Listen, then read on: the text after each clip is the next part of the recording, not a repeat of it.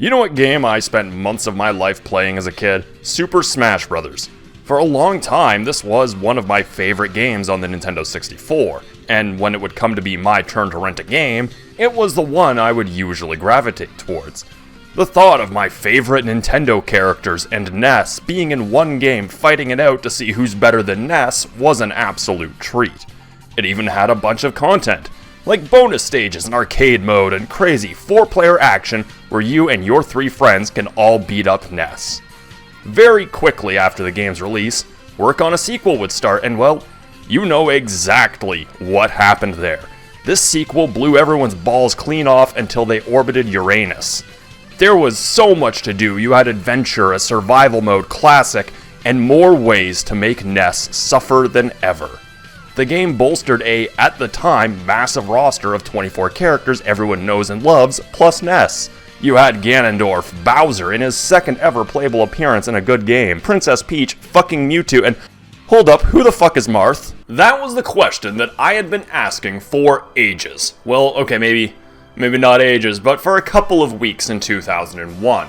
But little did I know that the answer was a hell of a lot closer than I initially thought. While scanning through an old issue of EGM, I saw in the import column a bit about a series called Fire Emblem.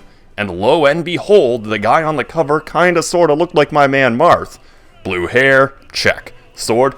Yep. Girlish thighs? Fuck yeah. And I was right. See, this awoke something even deeper within me.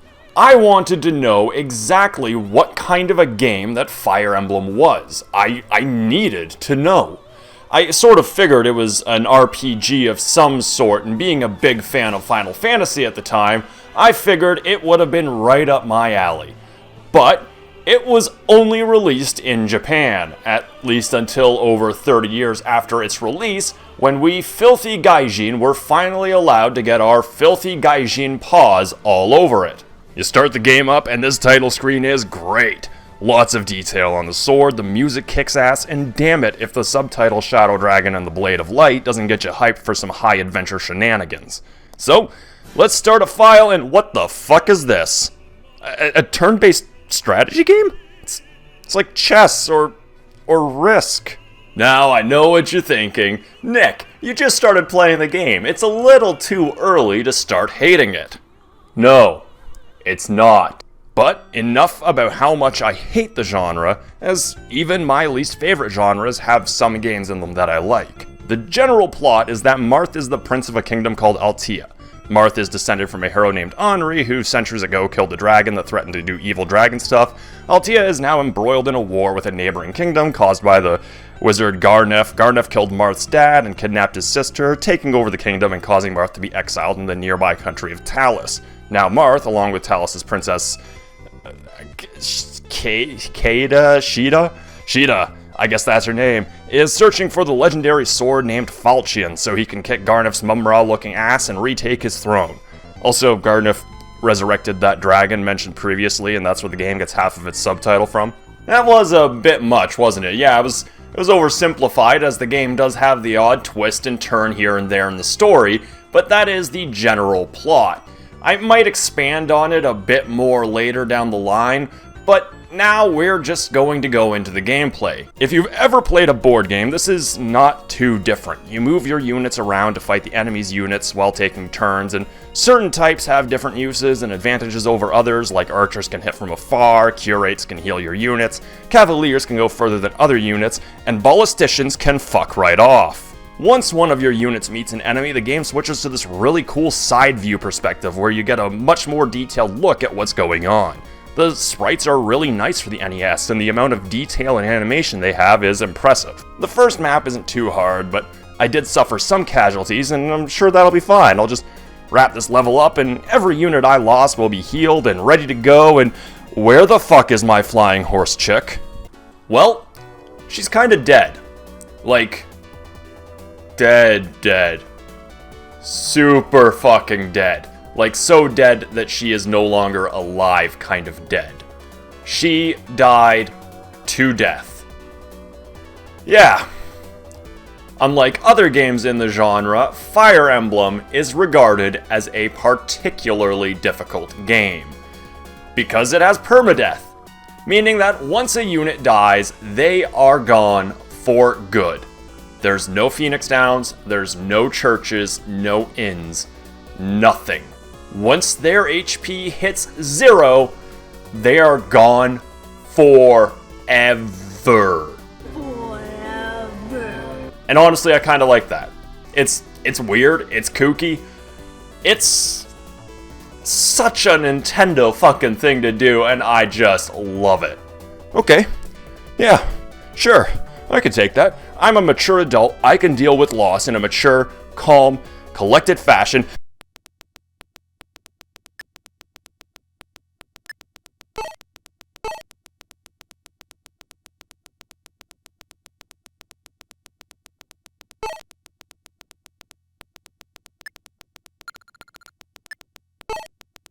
Okay, so I learned my lesson, and that lesson is keeping Sheeta away from archers because they will kill the shit out of her. I like that the game encourages experimenting with the units. I mean, had it not been for losing Sheeta earlier, I likely wouldn't have found out that archers can't do fuck all to knights, which, yes, have a knight around her at almost all times. Seriously, the reason you want to keep her alive for so long is that she can talk to certain enemy units and convert them to your side, bolstering your forces. Turning an enemy into an ally unit has honestly saved my ass way more times than I care to admit. Also, she's integral to getting the good ending, which has her getting hitched to Tuxedo Mask over here. But sadly, that's kind of her only real use that I found. I haven't found any strategic advantage to using her over literally everyone else. And a lot of the time, I would just send her on errands to collect items for other, more useful units. There's actually a lot of that in this game. For every time that units like Joggin, Marth, or Ogma have been useful throughout my playthrough, I found a lot of units were just kind of there. For example, there's almost never any reason to have a thief in your party, as their sole purpose is to just open chests and doors, and you'll be spending 90% of your time with them just trying to keep them away from enemy units that can actually do damage. Worse yet is that because so many unit types are weak to magic, the game doesn't really give you a lot of mages or bishops. Which, I mean, that's fair, but then it throws a bunch of enemies later on that are damn near impervious to physical attacks, making magic the only true viable option for dealing with a lot of them. Luckily, you do get a couple magic weapons like the Levin Sword, which allows whoever has it equipped to strike from a distance, allowing you to give any close range unit some of the offensive power and capabilities of your typical magic user. If you can get over the knee-shattering difficulty of Fire Emblem, the main gameplay loop of trying to figure out what units to put where so that your opponent can't get a leg up on you in a battle is pretty satisfying. Yeah, but believe it or not, the actual core gameplay here is pretty close to perfect. While I mentioned earlier that I don't really like strategy RPGs, I feel that if I did, Fire Emblem would rank among one of the best in the genre, which is again to say that the core gameplay is solid. What isn't solid is a lot of the other stuff in the game. Fire Emblem is regarded as being a hard as hell game, and yeah, it is, but it's not hard because the AI is well designed and enemies are constantly flanking you. It's hard because there's a bunch of RNG bullshit. A lot of times I'd have enemies that were on a terrain that would put them at a disadvantage, and my unit would have a weapon that had a high hit rate, and my guys would miss every single strike they threw. Almost like a high fantasy anime version of the Three Stooges, only to have 4 of my units get taken out by a single level 1 enemy. All because he had really good dice rolls. The AI is also not all that bright, as many times it will send enemies that can't hurt certain units face first into the front lines to confront them, in an attempt to sort of Leroy Jenkins you. A lot of my personal time playing this was consumed by the enemy throwing archers at my heavily armored tanky boys, only to be amazed that their arrows did fuck all, and the game just sort of doing the surprise Pikachu face meme for at least 4 turns. Later games in the genre would have a little grid pop up on your turn highlighting where your units can move to. This essentially works so that you can get a clear visual of where you can position them, allowing the player to better strategize their moves. But here, you can't see diddly dick. You just kinda have to guess where your people can go, making it seem like I'm feeling out harder than Mr. Magoo in a titty bar. To add to that feeling, a lot of times it seems like the enemy units have a hell of a lot more ground that they can cover.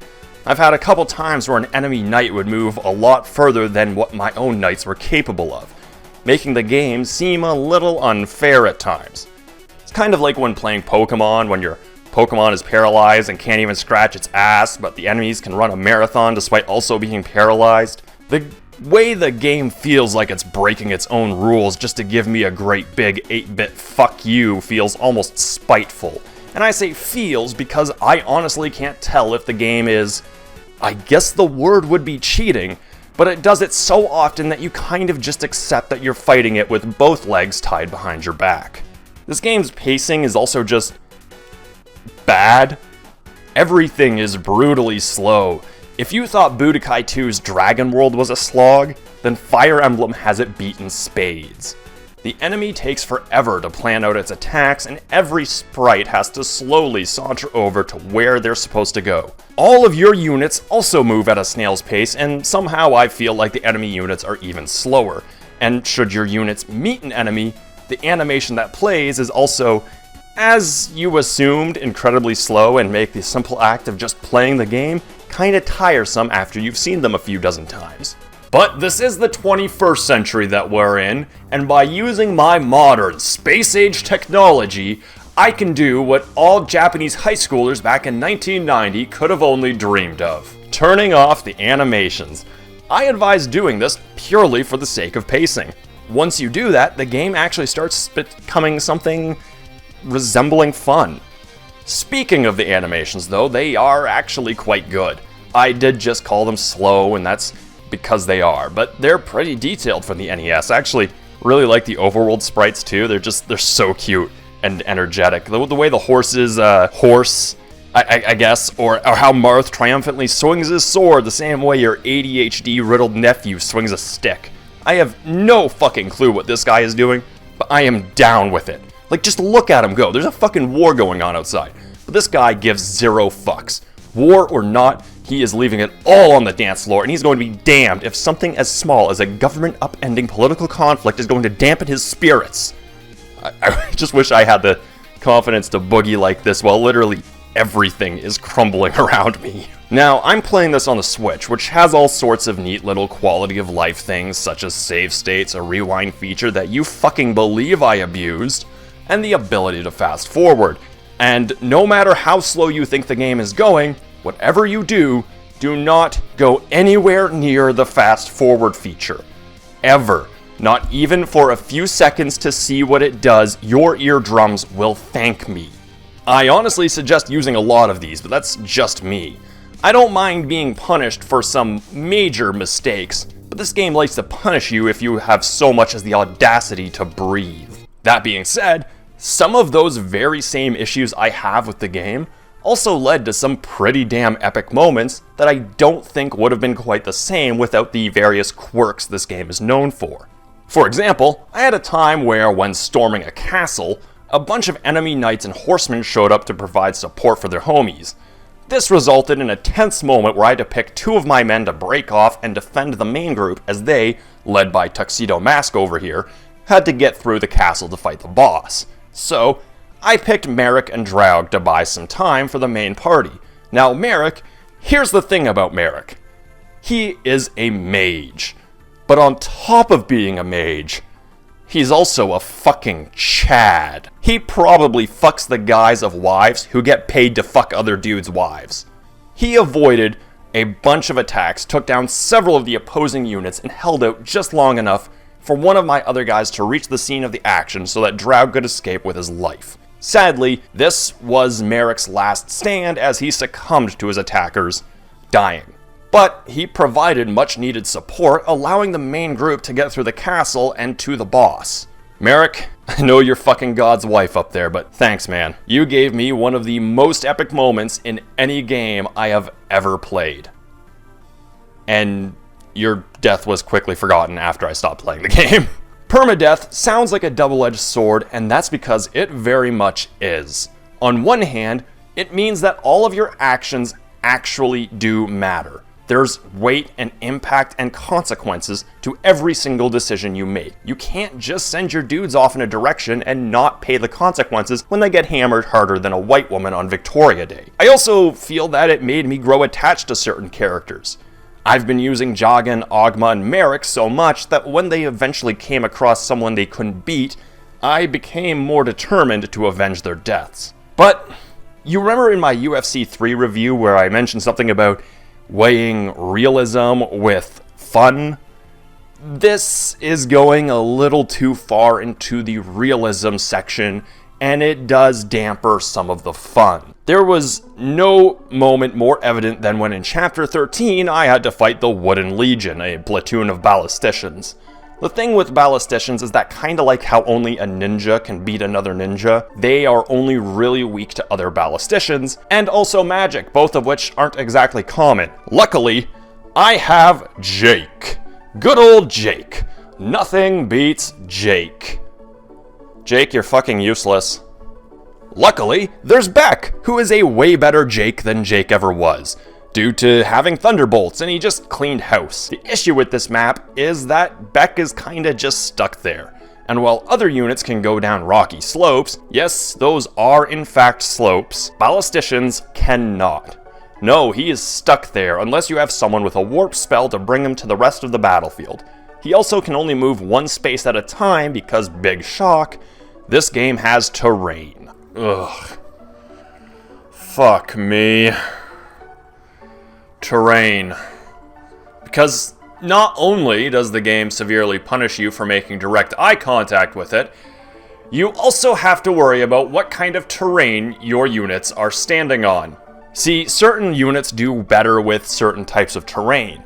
Pirates can cross water, horsemen can't cross mountains, forests reduce your range a fair bit, and fortresses provide coverage from enemy arrows and also heal any unit on them between turns. So not only do you have to take into account what units you're sending to fight the enemy, you want to make sure that they aren't doing it on a terrain that puts them at a disadvantage. Put your ballistician into the woods, and making a hasty retreat to avoid losing a powerful unit becomes damn near impossible.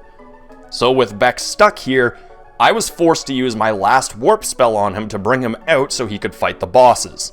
And the bosses are their own host of frustration and RNG bullshit. Bosses tend to be more powerful than the typical grunt, which, I mean, yeah, duh. But on top of that, they usually have a healer right beside them. Now, I would be fine with this. Just take out the healer and then they can't heal, right? Problem solved. Except that they take refuge in castles and thrones, which, as mentioned previously, heal any unit that's positioned on them. What this does is result in the boss just sitting there, healing damn near half of their health every single turn, while your healer is halfway across the map. But that kind of stuff is to be expected from a game this old. I think of any other genre, role-playing games from the early 90s have aged the absolute worst. Because of things like deadlines and video games being a little over a decade old at the time, designers weren't really concerned about things like balancing or pacing. Which is even more evident by the fact that this game wears out its welcome faster than your woke aunt at Thanksgiving. By the 10th chapter, I was certain I was 2/3 of the way through the game. I mean, it's an NES game. Then came the 11th chapter. Okay, next one has to be the last map, right? Each one lasts about 30 to 45 minutes. Most NES games are about that length in their entirety. But no, the game goes on for a staggering 24 levels. And by the 15th, I was fucking done. After Chapter 13, the goal becomes to find the Blade of Light Falchion so that Marth can defeat the Dragon Medius and bring peace back to the world. The one standing in his way is this Mumra-looking fuck, Gaimel, fuck, I'm calling him Mumra. I've only got to mention him like 2 more times in this script. But it turns out that he's invincible, and we have to find the Starlight spell to take him out before fighting Medius is even an option. In order to do so, I have to retake Marth's homeland of Altea and find the Star Sphere and Light Sphere, and sadly, this is kind of where I just gave up. Okay, I'm gonna I'm gonna level with you guys. Every time I do a review, my initial goal, as soon as I start filming, is to finish the game. I finished Mega Man X, 1 through 5. I swear I will do 6 at some point in my life, before I die. I swear on my life. But sometimes I've given up. I've just been like, I've got enough footage. I've played enough of this game. I've gotten the gist of it. I think I can properly review it. I would also like to say that this is all there is to Fire Emblem, but it's not, because I gave up. Chapter 15 is as far as I got. Now, I did set out to complete the game even if it meant getting the bad ending, but by the time I got to Chapter 15, my forces were in shambles, meaning that if I wanted to ever finish the game, I would have to restart from the very beginning.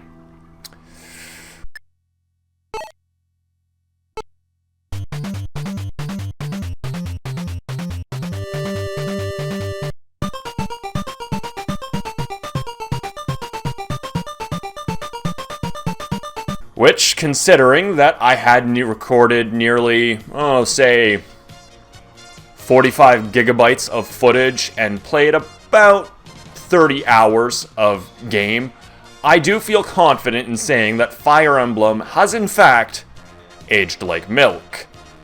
Which, I would be lying if I said I didn't expect that. The thing to remember with Fire Emblem is that it is loaded with a ton of late 8-bit RPG jank. Things like bullshit RNG, mechanics that are barely explained, and loads of glitches.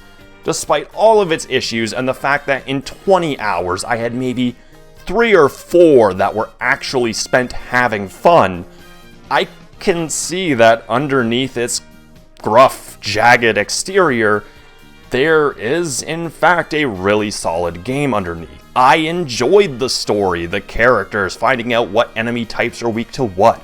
The music and the world that this game introduced all drew me in and made me want to play as long as I did. I was curious. This game legitimately fascinated me in a way that a lot of games nowadays typically don't. I may have been introduced to this through Smash Bros., but honestly, it's the game itself that enthralled me. Which is why I am giving Fire Emblem, Shadow Dragon, and the Blade of Light 3 Dominatrix Mommies out of 5. Fire Emblem hurts. A lot. But at the same time, there's something kind of fun and enjoyable about the sheer pain and misery that it provides. I can't quite put my finger on exactly what that is, but it's there. There's something truly special to be found within this game, and while I didn't love it, it's made me want to check out later games in the series to see where it wound up, and I found a series I truly, really do enjoy, which is why I rate the game as highly as I do, despite not really having fun with this entry itself. It introduced me to a whole new series that I otherwise would have just ignored. I did, however, feel that I needed to take away a few points due to this game containing so much of that NES jank. It truly does earn that Nintendo hard label. So, should you even bother playing this game? Well, it's sadly been delisted from the Nintendo Switch eShop, meaning you can no longer play the NES version legally in English. However, if you're cool with a bit of a language barrier, you can play the far superior Super Famicom remake, which adds a bunch of quality of life improvements and just overall looks better. And you'll be pleased to know that Together We Ride sounds even better in 16-bit. But my initial question after finding out about this series is, did we miss out on some sort of a hidden gem? Kind of, yeah. Now, I don't think this is on par with most traditional RPGs, even ones released at the time. Games like Final Fantasy and Dragon Quest were full-on adventures with far simpler plots and gameplay, but I can't really help but feel like Fire Emblem would have just been a much better game had it been a standard role-playing game. But at the same time, I like the concept of it. I like the fact that all of your actions have consequences. They all matter, which is something that I wish more RPGs, especially JRPGs, would do a little more often. All in all, the game is good. It's not really my thing, but it has definitely shifted my opinion on strategy RPGs at least a little bit. Now, I highly recommend giving the series a shot. Just not this game? No, definitely not if you're new to the genre. No, if you want a game with Marth in it, this is arguably the worst one. Play the remake, or just play Smash Bros. And have Marth abuse Ness until the end of time. I don't like Earthbound.